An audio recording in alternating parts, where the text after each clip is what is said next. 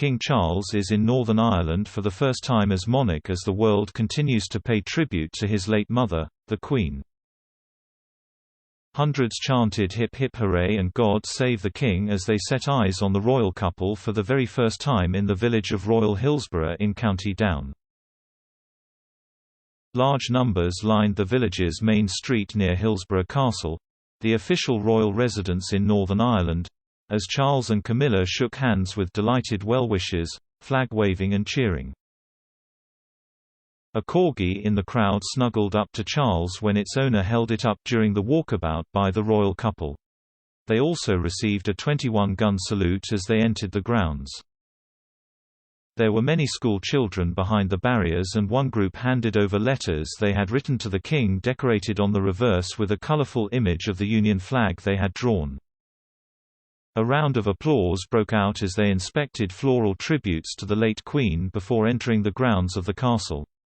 Later the king held a private audience with the Northern Ireland Secretary as well as meeting representatives of political parties in the region. The couple also received a message of condolence on behalf of the people of Northern Ireland from the Speaker of the Stormont Assembly, Alex Maskey.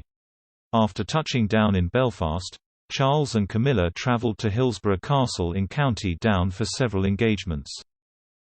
In reply to the message of condolence on behalf of the people of Northern Ireland, King Charles III recalled the shining example set by his mother. He said, "On behalf of all my family, I can only offer the most heartfelt thanks for your condolences. I am here today at a time of great personal sorrow as we mark the death of my beloved mother, after a life most faithfully dedicated to the duty to which she had been called. It is fitting that we should meet at Hillsborough, which my mother knew so well, and in whose beautiful rose garden she always took such pleasure.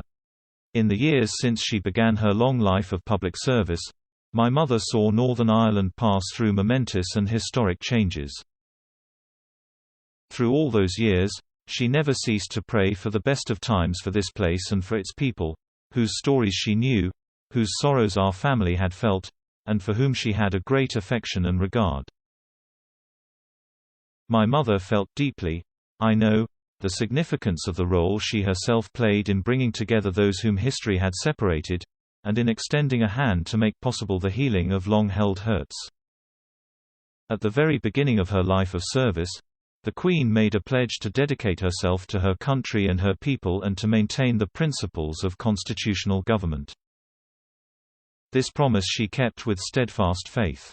Now, with that shining example before me, and with God's help, I take up my new duties resolved to seek the welfare of all the inhabitants of Northern Ireland. During the years of my mother's reign, it has been a privilege to bear witness to such a devoted life. May it be granted to us all to fulfill the tasks before us so well.